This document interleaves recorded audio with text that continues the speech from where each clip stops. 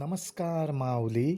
चला ज्ञानेश्वरीच्या सहवासात ज्ञानेश्वरी अध्याय 4 मधील 131 ते 140 ओव्यांच्या सहवासात आपण जाऊया.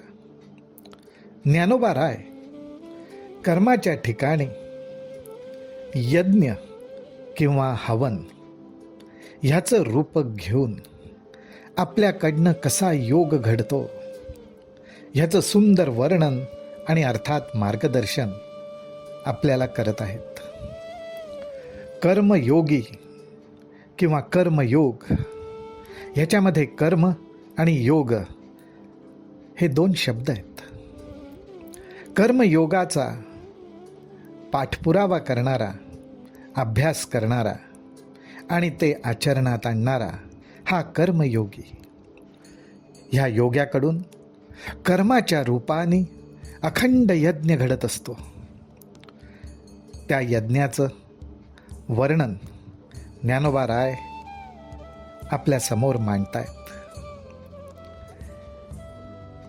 या यज्ञामुळे ज्ञानाग्नीची ज्योत अंतःकरणामध्ये पेटते आणि हा ज्ञानाग्नी यम, नियम, ध्यान, धारणा, समाधी अशा रीतीने जो केलेला अभ्यास आहे, त्या ठिकाणी जे दाखवलेलं धैर्य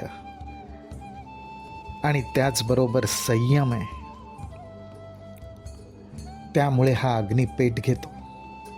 हा ज्ञानाग्नी पेट घेतो आणि मग त्या ज्ञानाग्नीमध्ये आपल्या इंद्रियांच्या व प्राणांच्या सर्व कर्मांची आहुती देता येते.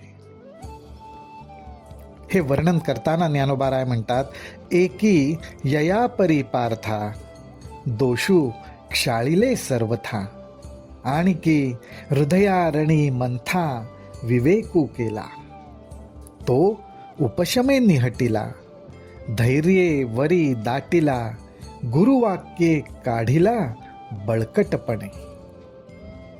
ज्ञानोबा राय म्हणतात, अशा रीतीने हा योगी आपल्या हृदयामध्ये विवेकाच्या साह्याने गुरुवाक्यांचा आधार घेऊन मंथन करतो. विवेकाची रवी वापरतो. विवेकाच्या रवीच्या साह्याने हृदयामध्ये मंथन करतो आणि असं मंथन करून आपल्या सर्व दोषांचं क्षालन करतो. माऊली, आपण चिंतन मनन करतो. त्या चिंतन मननामुळे काय घडतं हे जणू काही ज्ञानोबा राय आपल्याला दाखवत आहेत. चिंतन मननामध्ये गुरुवाक्याचा, संत वाक्यांचा आधार घेतला, विवेकाचं साह्य घेतलं आणि योग्य काय, अयोग्य काय आहे, आत्महिताचं काय आहे, हा संपूर्ण विचार करत आपण हृदयामध्ये मंथन करत राहिलो की आपल्यातले सगळे दोष दूर होतात, त्यांचं क्षालन होतं, असं ज्ञानोबा राय आपल्याला सांगतायत.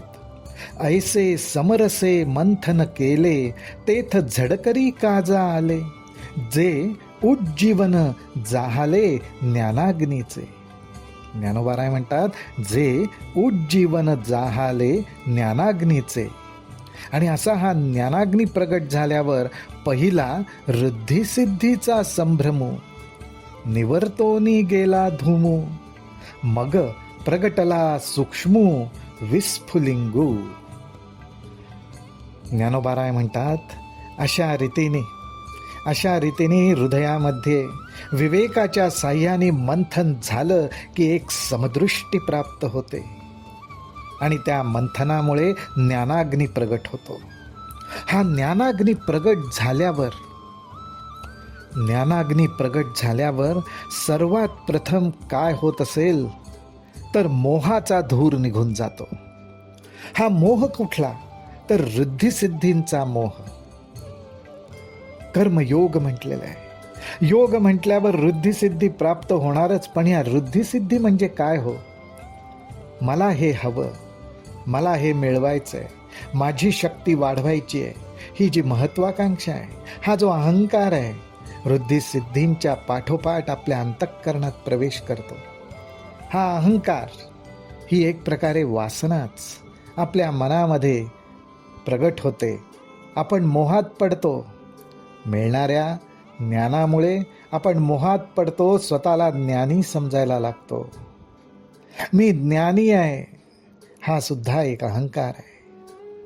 ह्या रिद्धी सिद्धी आपल्या अंतःकरणात प्रवेश करतात, पण हा मोहाचा धूर सुद्धा त्या ज्ञानाग्नीमुळे निघून जातो. आणि मग त्या ठिकाणी जर काही उरत असेल तर फक्त त्या ज्ञानाग्नीची ठिणगी, त्या ज्ञानाग्नीची एक ठिणगी त्या ठिकाणी सतत राहते.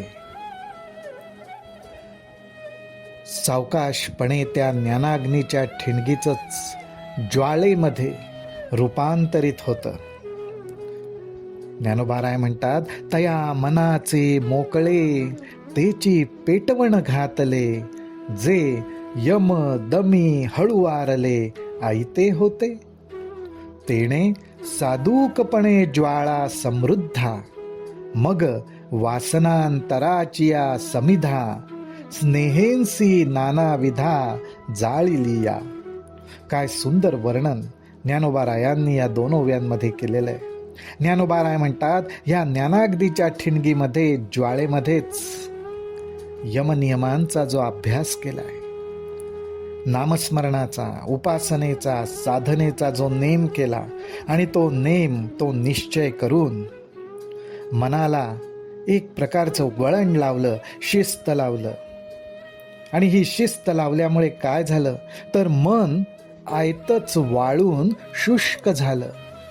त्या मनातले विषयरूपी रस वाळून गेले आणि वाळलेल्या लाकडाप्रमाणे ते मन शुष्क झालंय, विषयरहित झालंय. आणि अशा झालेल्या मनाचं पेटवण त्या अग्नीमध्ये घालता आलं. काय सुंदर वर्णन ज्ञानोबारायांनी केलंय. माऊली हो, याचाच अर्थ असा, आपल्या मनातला विषयरूपी रस ज्याप्रमाणे आटत जातो, त्याप्रमाणे आपलं मन जणू काही वाळलेल्या लाकडासारखं बनतं. आणि मग त्या लाकडाचंच पेटवण आपल्याला या ज्ञानाग्नीत घालता येतं, आणि तो ज्ञानाग्नी सतत प्रफुल्लित ठेवता येतो. असा हा प्रज्वलित झालेला ज्ञानाग्नी, त्याच्या ज्वाळेमध्ये आपल्या मनामध्ये विषयांबद्दलचं जे प्रेम आहे, वेगवेगळ्या विषयांबद्दलचं जे प्रेम आहे, जणू ते प्रेम म्हणजेच तूप आहे. त्या तुपामध्ये नाना प्रकारचे विकार, नाना प्रकारच्या वासना, ह्याच्यात जणू काही अक्षदा, समिधा त्या तुपामध्ये चांगल्या प्रकारे घोळल्या आणि मग त्याचीच आहुती दिली. ती कशी दिली तर ज्ञानोबाराय म्हणतात, तेथ सोहम मंत्रे दीक्षिती, इंद्रिय कर्मांचिया आहुती, तिये ज्ञाना नळी प्रदीप्ती दिधलिया. पाठी प्राणकर्मांची स्त्रुवे निशी, पूर्णाहुती पडली हुताशी, तेथ अवभृत समरसी सहजे जाहले. ज्ञानोबाराय म्हणतात, अशा रीतीने त्या आहुती दिल्या. कशा दिल्या तर त्या प्रदीप्त अग्नीमध्ये जो आहुती देतोय, त्या ज्ञानाग्नीत जो आहुती देतोय, त्यांनी सोहम मंत्राचा उच्चार केला. सोहम म्हणजेच मी तो आहे, साक्षात ते चैतन्य मीच आहे. सोहम ह्याच मंत्राचा उच्चार करत त्यांनी आपल्या इंद्रियांकडून घडणारी जी कर्म आहेत, त्या कर्माला आहुतीचं, समिधांचं स्वरूप देऊन त्या कर्माला स्वाहा केलं, त्या ज्ञानाग्नीमध्ये स्वाहा केलं. अहो, कर्म करताना काही वेळा वेगवेगळे विषय, वासना, विकार याचा स्पर्श होणारच, परंतु त्यांनाच समिधा बनवलं, त्या विकारांना समिधा बनवलं आणि त्याच्यावरच्या प्रेमाला तूप बनवलं. आणि तोच मी आहे, मी म्हणजे हा करणारा नव्हे. या मंत्राने त्या समिधा ज्ञानाग्नीमध्ये अर्पण केल्या. त्या ज्ञानाग्नीमध्ये अर्पण करत असताना कर्म, आपल्याकडून अखंड घडणारं कर्म एकच आहे, आणि ते म्हणजे आपला श्वासोश्वास, प्राणाचं कर्म. ह्या प्राणाच्या कर्माला सुद्धा एकाच ठिकाणी अभ्यासाने युक्त केलं, तो म्हणजे एकच, तो मी आहे, सोहम. आणि ह्या प्राणाच्या कर्माची सुद्धा त्या अग्नीत पूर्णाहुती दिली. आणि अशा रीतीने ती आहुती दिल्यामुळे एक समदृष्टी प्राप्त झाली. त्या समदृष्टीला, कारण तिथे भेदभावच उरला नाही, त्या समदृष्टीला अवभृत स्नान, त्या ठिकाणी अवभृत स्नान अशी उपमा ज्ञानोबाराय देतात. समदृष्टीने तिथे स्नान घडलं. कुठलं स्नान घडलं तर जीवभाव मावळून गेला, जीवभाव त्या ठिकाणी नष्ट झाला आणि फक्त मीच तो आहे, तोच मी आहे एवढाच बोध त्या ठिकाणी बाकी राहिला, शेष राहिला. आणि तोच प्रसाद आपण स्वीकारला. तो कसा, तर मग आत्मबोधींचे सुख, जे संयमाग्नीचे हुतशेष, तोची पुरोडाशू देख, घेतला तेही. एक ऐशिया इही यजनी, मुक्त ते जाहले त्रिभुवनी, या यज्ञक्रिया तरी आनानी, परी प्राप्य ते एक. ज्ञानोबाराय उघडपणे सांगतायत की अशा रीतीने संयम अग्नीच्या ठिकाणी आत्मज्ञानाचा तो पुरोडाश, तो प्रसाद सेवन केला जातो. आत्मज्ञानाचाच प्रसाद सेवन केला जातो. आणि असा हा प्रसाद ह्या योग्यांकडून, जे कर्माच्या ठिकाणी अशा रीतीने योगयुक्त होतात आणि सर्व कर्म त्या परमेश्वराच्या चरणी अर्पण करतात. मी करणारा कोणी नाही, हे भगवंता तू सगळं करून घेतोयस. हा बोधच जणू त्यांच्या प्राणामध्ये एकरूप होऊन जातो, समरस होऊन जातो. आणि तिथे मी करणारा कोणी वेगळा आहे हा भेदच राहत नाही. तिथे फक्त आत्मज्ञानच राहतं, त्या आत्मज्ञानाचंच सेवन केलं जातं. आणि ज्ञानोबाराय म्हणतात, अशा प्रकारे अनेक जण यजन करतात, यज्ञ करतात आणि कर्म करत असताना सुद्धा या संसारातून मुक्त होतात. अत्यंत आश्वासनपूर्वक ज्ञानोबाराय सांगतात की ह्या यज्ञक्रिया जरी वेगवेगळ्या असल्या, भिन्न असल्या, तरी त्यांच्या योगाने प्राप्त होणारं जे फळ आहे ते मात्र एकच आहे. ज्ञानोबाराय म्हणतायत, या यज्ञक्रिया तरी आनानी, परी प्राप्य ते एक. फळ मात्र एकच आहे आणि ते म्हणजे आत्मज्ञान.